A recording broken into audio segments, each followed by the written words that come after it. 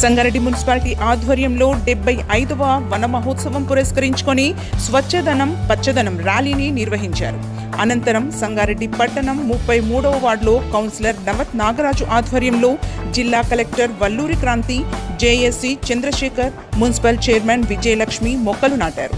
ఈ కార్యక్రమంలో commissioner Srinivas Chauhan, councillor Kona Vanitha సంతోష్తో పాటు మున్సిపల్ అధికారులు, సిబ్బంది, ఆర్పీలు, గ్రూప్ మహిళలు పాల్గొన్నారు.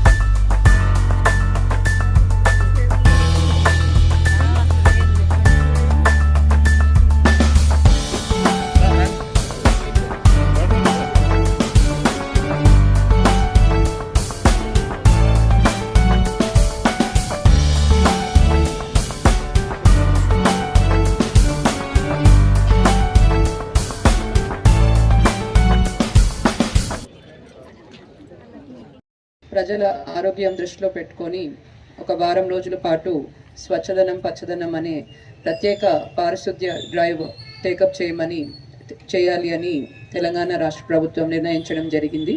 దాంట్లో భాగంగా నేడు ఈరోజు 33వ వార్డులో మనము మొక్కలు నాటి ఈ కార్యక్రమాన్ని ప్రారంభించుకుంటున్నాము.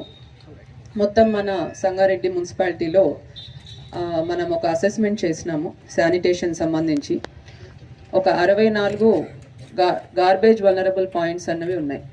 గార్బేజ్ వల్నరబుల్ పాయింట్స్ అంటే చెప్తారా ఏంటిది? అది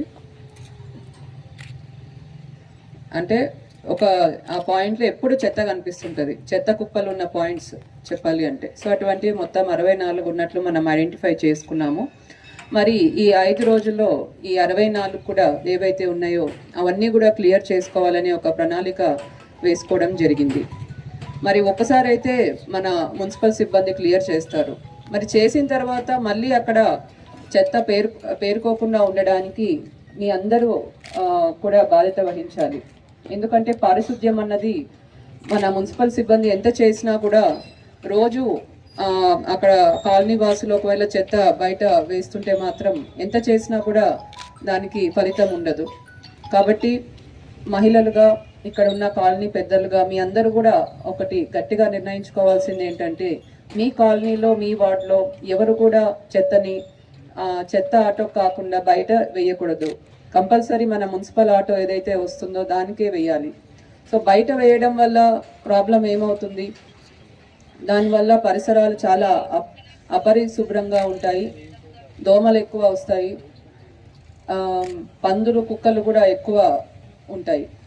మరి మనం చూస్తూనే ఉన్నాము, కుక్క కాటు వల్ల ఎంతోమంది చిన్నారులు ప్రాణాలు కోల్పోవడం వంటి అతి ఘోరమైన పరిస్థితి కూడా మనం చూసాము.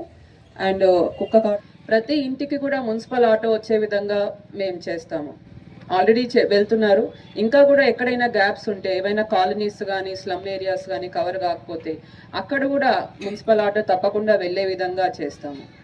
బట్ ఇప్పటి నుంచి మాత్రం ప్రతి ఒక్కరూ కేవలం చెత్త ఆటోకే మీ ఇంటి చెత్త అన్నది ఇవ్వాల్సి ఉంటుంది. నేను మొన్న శుక్రవారం ఫ్రైడే డ్రై డే కార్యక్రమంలో సంగారెడ్డి మున్సిపాలిటీలోనే పాల్గొని కొంతమంది మహిళలతో ఇంటరాక్ట్ అయినప్పుడు అడిగాను, మీరు చెత్త ఎవరికి ఇస్తున్నారు అని. వారు అన్నారు, పక్కనే చెరువు ఉంది, చెరువులో వేస్తున్నానని చెప్పారు. మరి అది ఎంత మాత్రం కరెక్ట్? మున్సిపల్ ఆటో వస్తుంది ఆ వార్డుకి, మరి వచ్చినప్పుడు చెత్త తీసుకుపోయి వార్డుకు ఆటోకి ఇవ్వాలా, బయట వేయాలా? మరి చెరువులో ఉన్న నీరు కలుషితం అవుతాయి, అది మళ్ళీ మనమే తాగుతాం. కాబట్టి ఇది ఇమ్మీడియట్గా మీ అందరిలో కూడా మార్పు రావాలి. ఎవరైతే చెత్త బయట వేస్తున్నారో వారిలో అవగాహన కార్యక్రమాలు చేపట్టాలి. ఇక్కడ నుంచి ఎవరు కూడా చెత్తను బయటికి వేయకుండా చూడాలి. ఎవరి కాలనీలో అయితే చెత్త బయట కనపడదో అక్కడ పందుల సమస్య, కుక్కల సమస్య కూడా తగ్గిపోతుంది ఆటోమేటిక్గా. బయట వారికి ఫుడ్ దొరుకుతుంది కాబట్టి ఎక్కువగా బయట సంచరిస్తూ ఉంటాయి. కాబట్టి మీరంతా కూడా మీ కాలనీలో ఉన్న ఈ చెత్త కుప్పలన్నీ కూడా ఒకసారి తీసిన తర్వాత మళ్ళీ అక్కడ చెత్త పేరుకోకుండా చూసుకోవాలి, దిద్దుతారని కూడా కోరుతున్నాను. దీంతో సెలవు తీసుకుంటున్నాను. Thank you. మున్సిపల్ కమిషనర్ గారికి, అలాగే వేదిక ఉన్నటువంటి ఆర్పీ సభ్యులకి, మహిళలకి, ప్రజలకి అందరికీ కూడా నమస్కారాలు తెలియజేసుకుంటున్నాము. సో ప్రభుత్వం మన అత్యంత ప్రతిష్టాత్మకంగా ఈ కార్యక్రమం మనకి స్వచ్ఛదనం పచ్చదనం కార్యక్రమం చేపట్టడం జరిగింది. ఇది 5 రోజులటువంటి కార్యక్రమం. మనకు ఈరోజు 5th ఆగస్ట్ నుంచి 9th రోజు వరకు మనం ఈ కార్యక్రమం చేపడుతున్నాము. దీంట్లో ప్రతిరోజు కూడా ఏమేమి కార్యక్రమాలు చేయాలి అనేది చాలా స్పష్టంగా ప్రభుత్వం ఆదేశాలు జారీ చేసి ఉన్నది. ముఖ్యంగా అంటే అన్ని గ్రామ పంచాయతీలోనూ, అట్లాగే మున్సిపాలిటీలో అయితే అన్ని వార్డులలో ఈ కార్యక్రమాలని నిర్వహించాలని చెప్పి అన్నారు. ముఖ్యంగా మనకి ఒకసారి అంటే క్లుప్తంగా ఒకసారి ప్రతిరోజు ఏం చేయాలనే కార్యక్రమం మీకు తెలియజేయడానికి ఒకసారి చెప్తాను. సో ఒకటి 5th ఆగస్ట్ రోజున మనము ఈరోజు ర్యాలీ మనం నిర్వహించుకుంటున్నాము. సో ఈ ర్యాలీ అయిపోయిన తర్వాత ఇక్కడ ఉన్నటువంటి ప్రతి ఇంటింటికి కూడా ఈ ర్యాలీ ద్వారా వారికి అందరు కూడా ప్రతి ఇంటికి కూడా అవగాహన పరచాలి. అంటే చెత్త సేకరణ ఎలా చేస్తాము, చెత్తని యొక్క కలెక్షన్ ఎలా చేస్తున్నాము అనేది, తడి చెత్త పొడి చెత్త అనే కాన్సెప్ట్ని మనము ప్రజలకి అవగాహన పరచాల్సిన అవసరం ఉంటుంది. అట్లాగే స్కూల్స్లలో శానిటేషన్ పై మరియు ప్లాంటేషన్ పై అవగాహన కార్యక్రమాలు మన ఎస్ఆర్ఐటి కాంపిటీషన్స్ నిర్వహించుకోవాలి.